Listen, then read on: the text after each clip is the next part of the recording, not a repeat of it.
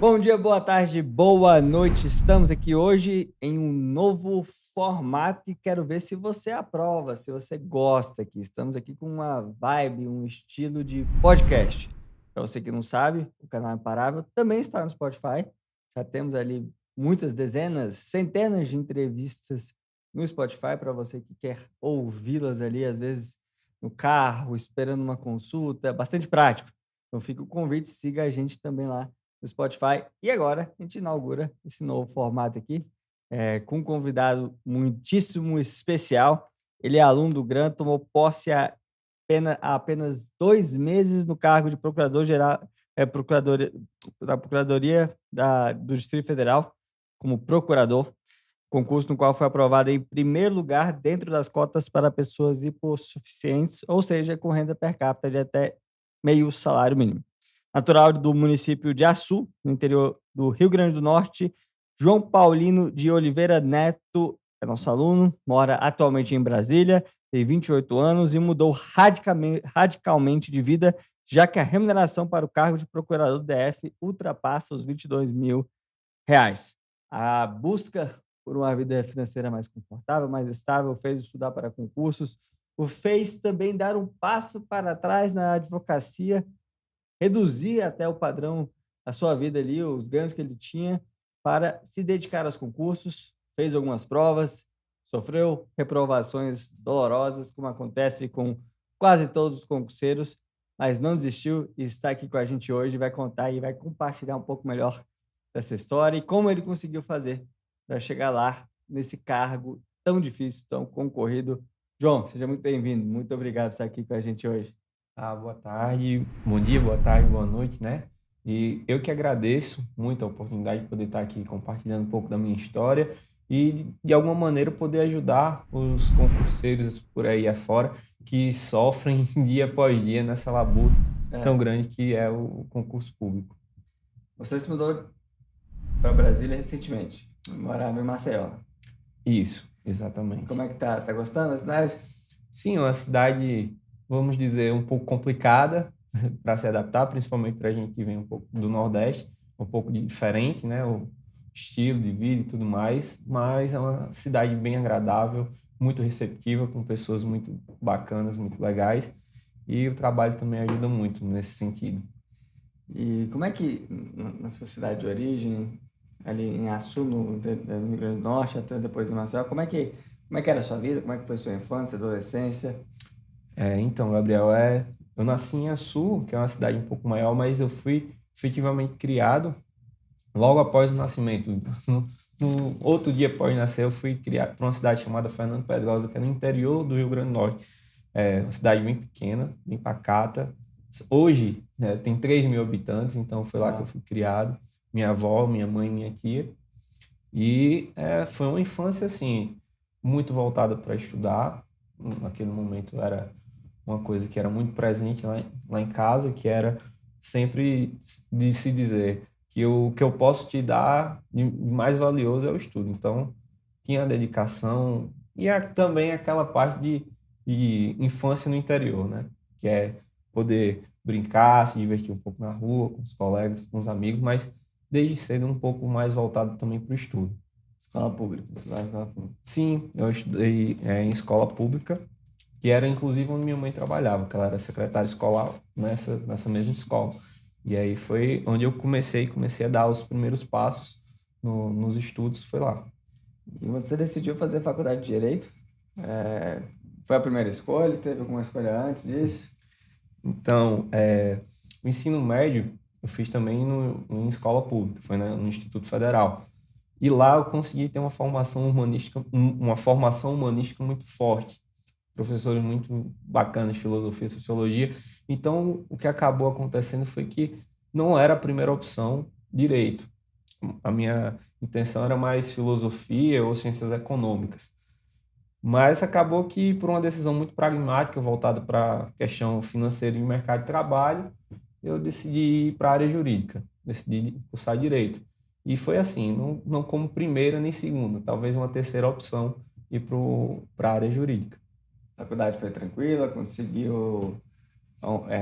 foi para faculdade particular? Sim, foi em faculdade particular, mas era bolsista lá.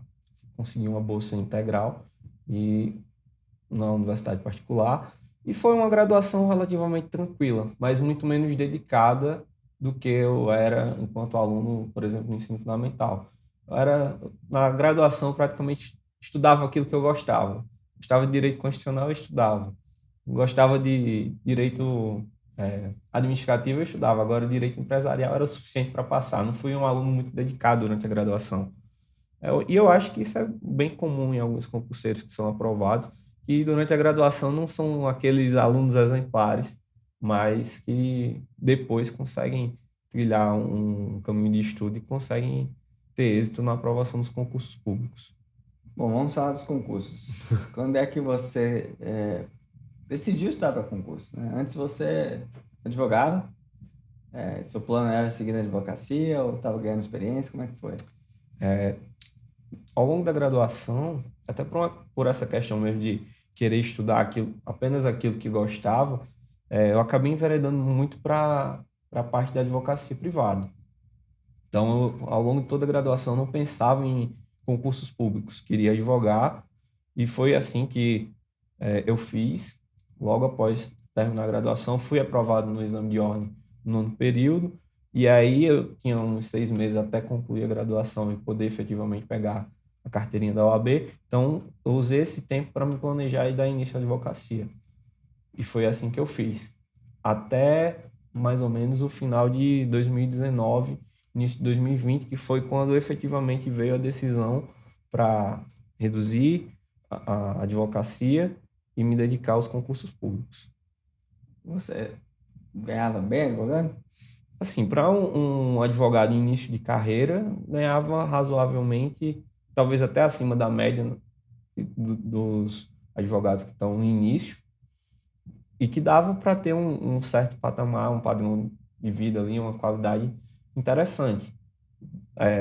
Mais ou menos um inicial e um técnico judiciário, mais ou menos isso. Então, porque teve todo um planejamento que eu fiz para começar a advogar logo após a graduação.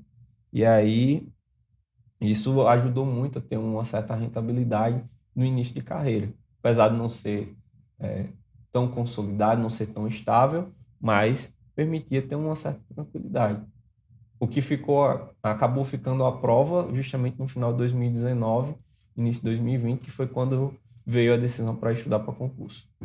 E aí sua renda reduziu consideravelmente. Tanto que você se enquadrou dentro das cotas para pessoas hipossuficientes no concurso da PGDF aqui.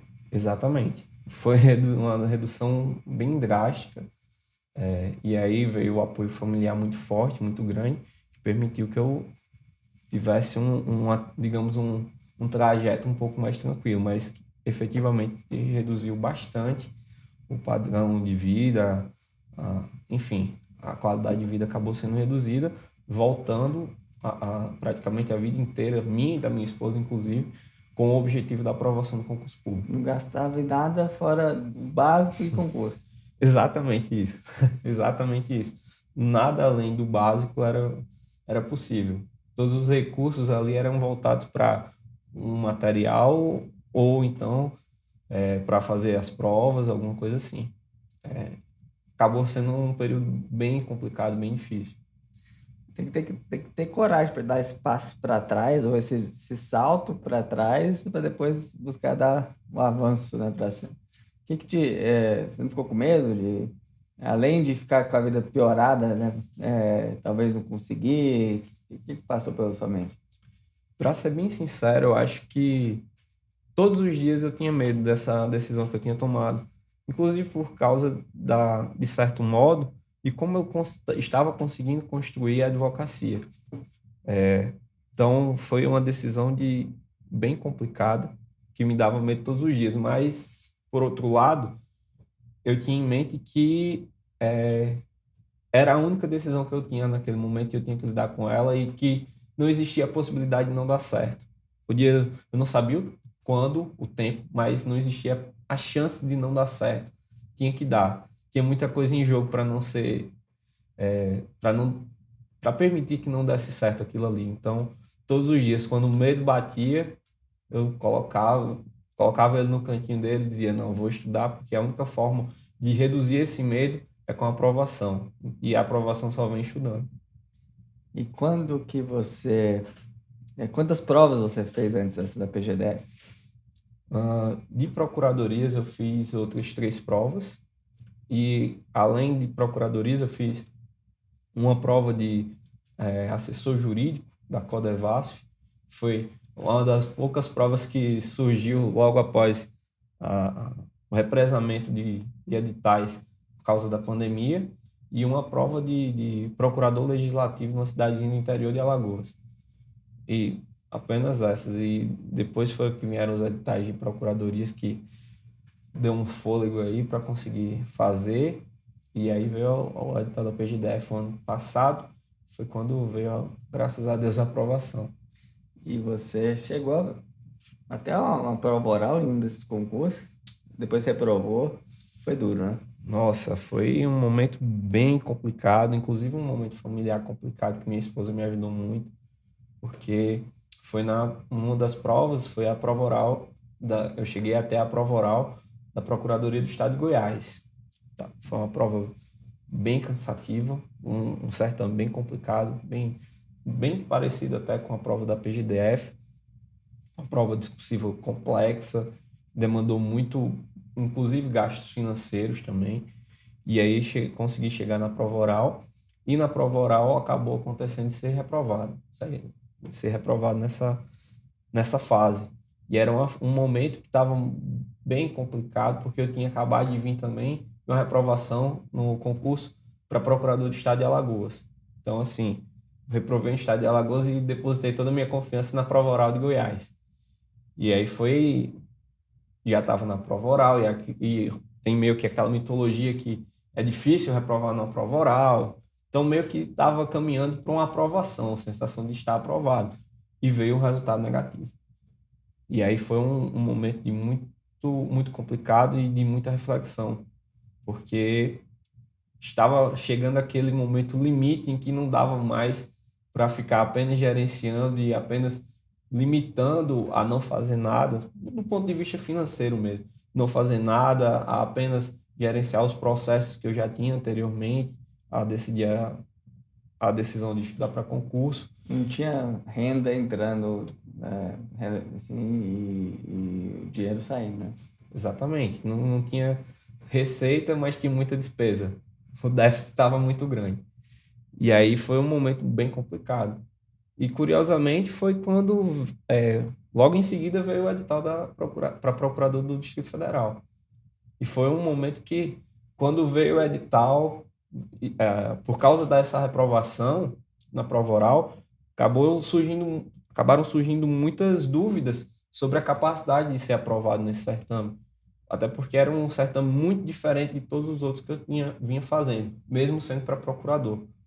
E isso acabou, enfim, sendo digamos que um tempero a mais nessa história para ser aprovado como procurador aqui no Distrito Federal. E como é que foi a sua preparação para esse concurso? Como é que era um dia médio seu? Como que você estudava? Como é que você usou os materiais aí do GRAM? O GRAM eu conheci o GRAM, inclusive, em um momento bem interessante, que foi justamente quando eu tomei a decisão de começar a estudar, e quando eu comecei a estudar foi quando veio a pandemia.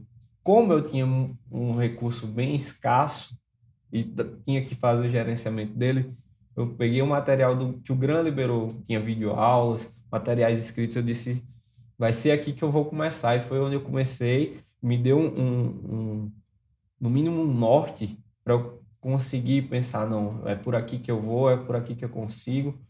E isso foi muito interessante, porque me ajudou muito naquele momento. E a preparação especificamente para o certame do Distrito Federal foi um pouco diferente de como eu vinha me preparando, inclusive por esse lado emocional muito forte. Era uma prova muito diferente, porque tinha matérias distintas, a prova objetiva era de certo e errado, aquele clássico CESP, e eu não tinha feito até então uma prova nesse estilo, com 200 itens, um errado anulando uma certa. E acabou que isso exigiu de mim uma mudança de estratégia. E eu acho que talvez seja uma coisa bem interessante na preparação, como cada concurso acaba tendo um pouco a sua história. E aí tinha disciplinas muito diversas. E eu acabei centrando nessas disciplinas, que eram, por exemplo, direito penal, direito processual penal, direito do consumidor, que não é uma matéria muito comum a ser cobrada em concursos de advocacia pública, conhecimentos específicos do Distrito Federal. Então, eu meio que tentei focar nessas matérias e fiz um estudo um pouco mais específico para o certame de procurador do Distrito Federal, para tentar conseguir tomar um fôlego fase após fase. E também superar a sensação de incapacidade que veio com a reprovação no concurso para procurador do Estado de Goiás. E você assistia às videoaulas, lia o PDF, qual que era a sua fonte principal, o seu método ali? De início eu gostava muito das videoaulas, porque elas me davam um parâmetro e sempre facilita o fato de ter uma outra pessoa explicando aquilo ali. Com o tempo, principalmente a partir dos momentos que estavam voltados para revisões de conteúdo, eu comecei a preferir utilizar materiais escritos. E aí as transcrições de aula ou os materiais específicos em PDF disponibilizados ajudavam muito, porque ali eu conseguia fazer uma anotação, conseguia fazer, enfim, usar aquilo ali como uma forma de ter um estudo um pouco mais ativo e permitia ter uma consolidação do conhecimento. E, inclusive, também através de questões, para consolidar tudo aquilo ali que estava sendo absorvido, né? E sempre tentando ter um estudo um pouco mais, digamos, holístico, sempre tentando, ao mesmo tempo, buscar doutrina, jurisprudência, lei seca, para tentar agilizar esse processo de aprovação. Como é que foi o dia da prova? Você estava confiante quando você foi fazer a prova? Estava se sentindo pronto? Não, pelo contrário, eu achava que ia reprovar. Eu tinha zero confiança na aprovação para procurador do Distrito Federal. E é engraçado porque também nesse momento o Gran estava lá. No dia da prova objetiva, eu lembro que eu recebi do professor Gustavo Scatolino um panfleto com dicas de temas que poderiam cair. E naquele momento o professor Gustavo falou uma coisa que eu achei que acabou me levando ali naquela prova. Foi assim: vocês estão aqui e essa prova é de vocês. Talvez ali para outra pessoa ouvindo aquilo ali não tivesse tanto significado quanto tinha para mim, porque ali quando eu ouvi aquilo ali, meio que fez um encaixe com toda a história que estava sendo construída até aquele momento e com toda a carga emocional que estava ali. Quando eu vi aquilo, eu disse, já que eu estou aqui, vou dar o meu melhor. Pode ser que seja a minha vez. E acabou que, curiosamente, aquela prova foi minha. Ao longo do certame, isso foi se comprovando. Como é que foi a sensação quando você viu seu nome de área oficial, já depois de todas as etapas, concurso longo, né? Como é que foi esse dia, esse momento? Nossa, foi um momento muito, muito emocionante, muito aguardado. E esse concurso tem algumas peculiaridades, porque esse momento da nomeação, ver ali no Diário Oficial, ainda foi um pouco mais emocionante, porque a gente teve uma suspensão. Logo após o término do concurso, né, a homologação do concurso, veio uma suspensão. Então, quando caiu a suspensão e finalmente veio a nomeação, foi um momento ainda maior de consagração, porque toda a trajetória de estudo e tudo mais, e superar mais esse obstáculo que foi uma suspensão, e foi um momento sensacional que eu vou guardar o resto da minha vida, aquele momento ali com minha esposa. Chorou? Muito. Nossa, muito, muito, muito. Até minha cachorrinha ficou assustada no dia de tanto choro que teve, porque realmente foi uma sensação muito única. Eu acho que palavras faltam para conseguir descrever aquela sensação e principalmente o sentimento de que valeu a pena. Tudo aquilo ali que a gente passou, todo aquele esforço, todas aquelas lágrimas anteriores que foram derramadas valeu a pena, toda a reprovação valeu a pena, e aquele momento ali foi muito especial.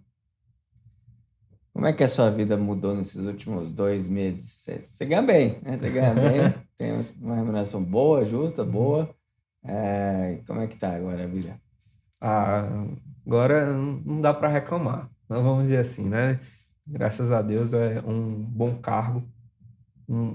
E além do cargo, quando a gente chegou aqui, encontramos excelentes pessoas, tanto os colegas que foram aprovados junto comigo, quanto os colegas que lá estão. Enfim, eu acho que não poderia ter um cenário melhor. E também temos as dificuldades, né? Mudanças, foi uma mudança bem drástica e muito rápida, que a nomeação saiu dia 11 de agosto, se não me engano, foi dia 11 de agosto, e dia 23 foi a posse. Então foi bem rápido. Então também teve que ser rápida a mudança, mas hoje realmente vai se consolidando aquela sensação de mudança de vida, de que valeu a pena, abrindo cada vez mais novos horizontes, maiores possibilidades. Enfim, realmente aquele lema clássico: estuda que a vida muda, porque muda muito, muito mesmo. Como é que foi a sensação quando você viu o primeiro contra-cheque na conta? Você sentiu rico? Nossa, no primeiro contra-cheque, eu fiquei, a sensação foi assim: nossa, mês que vem tem de novo. Foi aquela sensação. Foi por isso aqui que eu estudei. Foi por causa disso, de toda aquela dedicação, poder estar tranquilo que minha família ia ter toda a assistência necessária, estava tranquilo para poder viver, realmente. Eu acho que essa foi uma sensação maior que eu tive quando eu vi o primeiro contra-cheque, de tranquilidade, porque realmente faz toda a diferença. João, qual conselho você daria para quem está nos acompanhando hoje, talvez passando por muita restrição financeira, como você passou ali para estar para esse concurso, talvez alguém que deu um passo para trás para conseguir estudar, viu a vida piorar e estava esperando essa melhor e as coisas não chegam, não vêm, demoram. Nosso conselho para essa pessoa não desistir, seguir em frente e alcançar esse grande sonho que é a aprovação em um ótimo concurso. Eu acho que o principal que eu posso dizer é: não pare. Simplesmente não pare. Quando vier aquele pensamento, é melhor parar, esquece ele e continua. Só continuar. Porque quando a gente toma a decisão de estudar para concurso, a gente não está tomando uma decisão de momento, mas uma decisão de vida. Porque é realmente para você ter um giro na sua vida e sua vida efetivamente mudar. Então não é uma decisão de momento que você pode modificar ela ao prazer das circunstâncias. Então eu acho que talvez seja realmente a necessidade de ser resiliente, se manter resiliente, se manter firme naquele objetivo que você traçou. Por causa que eu acho que essa é uma realidade de muitos concurseiros. Não é só a sua vida que está em jogo naquilo ali. É a vida das pessoas que estão junto com você e que levaram você a tomar aquela decisão. Então, eu acho que o melhor que a gente pode fazer é continuar. É ser imparável. Quais são os planos para o futuro?